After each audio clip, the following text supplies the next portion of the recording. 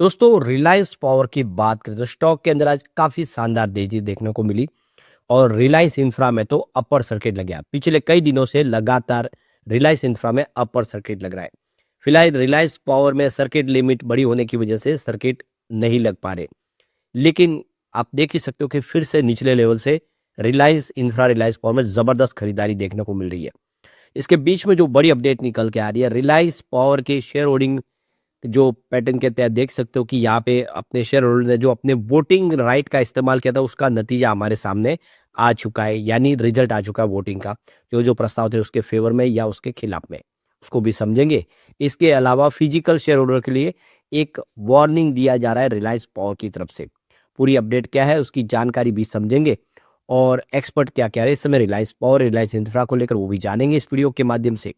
लेकिन फ्रेंड्स उससे पहले अगर आप पहली बार हमारे चैनल पे आए तो चैनल को सब्सक्राइब कर दीजिए, एक बेल आइकॉन दबा दीजिए ताकि जब भी नया वीडियो बने पहला नोटिफिकेशन आपको मिले। वीडियो पसंद आए तो लाइक से जरूर कीजिए। चलो फ्रेंड्स वीडियो स्टार्ट करते हैं। मैं हूँ आपका दोस्त एस बी दवे और हमारे अपने चैनल ऑनलाइन कमाई में आपका बहुत बहुत स्वागत है। तो सबसे पहले रिलायंस पावर के कारोबार की बात करो 38.40 पर क्लोजिंग देखने को मिली, जहाँ पे 1.64% के आसपास की तेजी थी।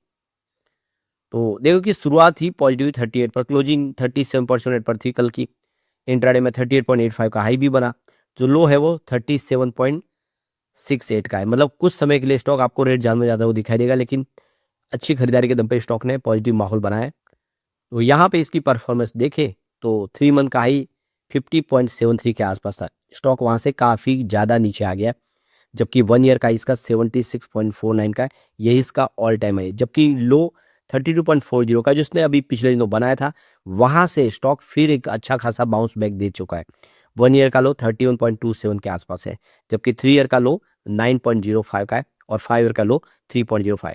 यानी कि काफी शानदार स्टॉक कर चुका है, जबरदस्त रिटर्न लोगों को दिया है। 3 रुपए का स्टॉक अब देखें तो 76 तक चला गया था। अब गिरावट का सिलसिला आया जिसकी वजह से नीचे आया, लेकिन यहाँ से फिर अब पॉजिटिव माहौल बनने लगा। अब रिलायंस इंफ्रा की बात करो, क्लोजिंग 173 पर रही 5% के अपर सर्किट के साथ। स्टॉक लगातार दौड़ रहा है। तो ये देख सकते हो कि अनिल अंबानी को क्रिसमस गिफ्ट मिला। आप देखें रिलायंस और रिलायंस इंफ्रा के शेयर जबरदस्त दौड़ रहे हैं और पिछले 5 ट्रेडिंग सेशन से तेजी का दौर जारी है और अपर सर्किट का सिलसिला जारी है। रिलायंस पावर के अंदर भी देखें तो 11% के आसपास की जबरदस्त तेजी बनी है पिछले 4 दिनों में। तो फ्राइडे का दिन काफ़ी अच्छा रहा अनिल अंबानी ग्रुप की कंपनियों के लिए। आप ये देख लो इन्वेस्टर ने काफ़ी अच्छा इंटरेस्ट जगाया है और आप समझ सकते हो कि ये 4 ट्रेडिंग सेशन लगातार जिसमें कंटिन्यू देखे तो रिलायंस पावर रिलायंस इंफ्रा के अंदर तेजी का दौर जारी है और स्टॉक काफ़ी बेहतर कर चुके हैं। रिलायंस इंफ्रा में लगातार अपर सर्किट लग रहे हैं। तो ये देखिए 4 ट्रेडिंग सेशन में 11.8% के आसपास की तेजी बनी है रिलायंस पावर के अंदर और आप क्लियरली समझ सकते हो कि काफ़ी अच्छी खरीदारी हो रही है। तो यहाँ पे आप देख सकते कि रिलायंस पावर का शेयर तो काफ़ी अच्छा किया, लेकिन निफ्टी एनर्जी इंडेक्स में 4.37% की गिरावट है पिछले 1 महीने में।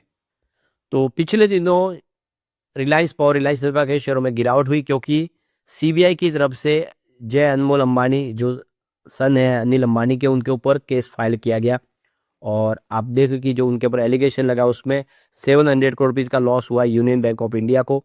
उन्होंने इसके ऊपर कंप्लेन की थी जिसके अंदर सीबीआई ने कार्रवाई की और फिर आप देखें तो स्टॉक रिकवर फिर से हुआ जब दिल्ली हाई कोर्ट ने एक नोटिस इशू किया यूनियन बैंक ऑफ इंडिया को और उनसे पूछा गया कि आपने यहाँ पे प्रॉपर शोकॉज नोटिस क्यों नहीं भेजा। जय अनमोल अंबानी के ऊपर जो फ्रॉड का आपने इल्जाम लगाया उसके ऊपर पूरी तथ्यों से जांच करके आगे आपको कार्रवाई करनी थी और इसीलिए एक तरह से एक रिलीफ मिला, शॉर्ट टर्म रिलीफ तो कह सकते हैं कि यहाँ पे भले उनको क्लीन चिट न दी गई हो, लेकिन बैंक से भी कहा गया कि आपने बिना तथ्यों की जांच की है, ऐसे ही डायरेक्ट आपने कार्रवाई की है। तो ये भी एक तरह से देख सकते हो कि एक थोड़ी राहत मिली है जिसकी वजह से फिर पॉजिटिव माहौल बनना शुरू हुआ है।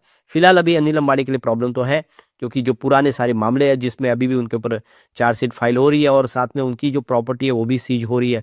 लेकिन दोनों ही कंपनियां चाहे रिलायंस पावर और रिलायंस इंफ्रा उनका बिजनेस काफ़ी अच्छा है और लगातार कंपनियां नई बिजनेस में एंट्री कर रही है और काफ़ी सारे सरकारी टेंडर भी प्राप्त कर रही है। ये सारी बातें जो कह रही है कि आने वाले से स्टॉक दोनों ही अच्छा कर सकते हैं। अब यहाँ पे जो बड़ी अपडेट निकल के आ रही है, वोटिंग रिजल्ट हमारे सामने आ चुका है पोस्टल बैलेट का। तो कंपनी की तरफ से 3 रिजोल्यूशन प्लान थे जिसको पास करने के लिए यहाँ पे शेयर होल्डर की रजामंदी लेने के लिए यहाँ पे वोटिंग रखी गई थी, जिसमें अपॉइंटमेंट थी यहाँ पे अनूप अशोक गुप्ता की, जो नॉन एग्जीक्यूटिव डायरेक्टर के तौर पे, इंडिपेंडेंट डायरेक्टर के तौर पे कंपनी में है। इसके अलावा दूसरी अपॉइंटमेंट थी जोरा चैटर्जी की, जो इंडिपेंडेंट डायरेक्टर के तौर पे कंपनी में ज्वाइन हुए। और यहाँ पे फॉरेन करेंसी कन्वर्टेबल बॉन्ड्स जारी करने के लिए भी शेयर होल्डर की रजामंदी ली जाए। तो ये 3 जो प्रस्ताव थे, इसके लिए वोट रखे गए थे और इसका रिजल्ट हमारे सामने अब आ चुका है। तो जो पहला प्रस्ताव था, श्री अरूप अशोक गुप्ता, जो इंडिपेंडेंट नॉन एग्जीक्यूटिव डायरेक्टर के तौर पे कंपनी में उनकी ज्वाइनिंग हुई है। इस प्रस्ताव के फेवर में अगर आप देखें तो 97.8571% वोट पड़े, यानी एक तरह से देखें तो लगभग पूरे के पूरे वोट पड़े। इस प्रस्ताव के रिजोल्यूशन के खिलाफ जो वोट पड़े, वो सिर्फ 2.1429% वोट है, जो काफ़ी कम है। यानी लगभग से पूर्ण बहुमत से ये प्रस्ताव पास हो चुका है। दूसरा जो रिजोल्यूशन था, स्पेशल रिजोल्यूशन, अपॉइंटमेंट हुई है जोहरा चैटर्जी की इंडिपेंडेंट डायरेक्टर के तौर पे। इस प्रस्ताव के फेवर में आप देखें तो 99.9707% वोट इसके फेवर में पड़े हैं। ये प्रस्ताव पूरी तरह से पास होता हुआ आपको दिखाई देगा। इसके अगेंस्ट जो वोट पड़े, वो मात्र 0.0293% वोट पड़े, यानी एक तरह से देखें तो 100% वोट के प्रस्ताव से ये पूरी तरह से पारित हो चुका है। जो भी रिजोल्यूशन था उसके फेवर में काफ़ी अच्छे वोट पड़े हैं। तीसरा जो यहाँ पे रिजोल्यूशन था, स्पेशल रिजोल्यूशन, आप देखें तो यहाँ पे फॉरेन करेंसी कन्वर्टेबल बॉन्ड्स जारी करने की कंपनी ने परमिशन ली है, जिसमें इस फेवर में देखे वोट जो 99.0190% वोट पड़े, यानी पूर्ण बहुमत से प्रस्ताव पास हुआ। इसके खिलाफ अगर देखें तो 0.9810% वोट ही पड़े है। एक तरह से देखें तो ये 100% प्रस्ताव भी पास हो चुका है। सारे के सारे शेयरहोल्डर ने इसके लिए रजामंदी दे दी है। तो ये तीनों जो प्रस्ताव थे, ये पूर्ण बहुमत से पास हो चुके हैं। इसका नतीजा हमारे सामने आ चुका है। अब यहाँ पे एक बड़ी अपडेट और जो निकल के आ रही है, रिलायंस पावर ने न्यूज़पेपर के अंदर एडवर्टाइजमेंट दी है। आप देख सकते हो, इसका मकसद है शेयर होल्डर को अवेयर करना। तो ये देख सकते हो कि 2 जुलाई 2025 को शेयर होल्डर जो उन शेयर होल्डर को इन्फॉर्म किया जा रहा है, जिनके शेयर अभी भी फिजिकल रूप से है, उनके लिए स्पेशल विंडो को खोला गया है। यह देख लो कि 6 जनवरी 2026 तक विंडो खुली रहेगी। समय काफ़ी कम बचा है। उनके पास एक अपॉर्चुनिटी है कि जो भी उनके रिलायंस पावर के जो शेयर है, जो अभी भी 1 अप्रैल 2019 को उन्होंने अप्लाई किया था, वो रिजेक्ट हो चुका है। उनके शेयर अभी भी फिजिकल रूप से ही है। कुछ डॉक्यूमेंट की कमी की वजह से वो प्रस्ताव पास नहीं हो पाए। उनके जो शेयर है वो कन्वर्ट नहीं हो पाए, तो उनको अंतिम मौका दिया गया है। जो भी उनके वैलिड डॉक्यूमेंट है वो सारे जमा कराए और जल्द से जल्द अपने जो शेयर है उसको फिजिकल से डीमेट में कन्वर्ट करा ले। क्योंकि अगर ऐसा वो नहीं करते तो वो जो शेयर है वो इन्वेस्टर एजुकेशन प्रोटेक्शन फंड को ट्रांसफर कर दिए जाएंगे और ऐसे में आपके लिए नुकसानदेह साबित होगा सौदा। तो एक अपॉर्चुनिटी आपको रिलायंस पावर दे रहा है, आप इस मौके का फ़ायदा उठाएं। यहाँ पे कंपनी की तरफ से रिलायंस पावर ने अपने शेयर ट्रांसफर एजेंट केफिन टेक्नोलॉजी का एड्रेस भी दिया है, उसकी ईमेल आईडी, उसके कॉन्टैक्ट नंबर, सब कुछ दिया हुआ है। तो आप उस पर कॉन्टैक्ट करके अपने जो डॉक्यूमेंट है वो सबमिट करें और अपने शेयरों को बचा लें। अब यहाँ पे कंपनी के रिजल्ट की बात करें, पिछले 1 साल में रिजल्ट में सुधार हुआ है। सितंबर 2024 में रेवेन्यू 1963 करोड़ के आसपास था, जो सितंबर 2025 में 2067 करोड़ तक पहुंचा है। पिछले 1 साल में रेवेन्यू बढ़ा है। बात प्रॉफिट की करें तो सितंबर 2024 में 2878 करोड़ का भारी भरकम प्रॉफिट मिला है। ये प्रॉफिट एक्स्ट्रा में कंपनी के जो दूसरे एसेट को यहाँ पे बेचने की वजह से उसका जो रकम मिला उसकी वजह से ओवरऑल प्रॉफिट बढ़ रहा है। अब देखिए सितंबर 2025 में 87.32 करोड़ का प्रॉफिट हुआ है, जो लगातार पिछले 4 क्वार्टर से देखें तो आपको बढ़ता हुआ दिखाई देगा, जो काफ़ी अच्छा है।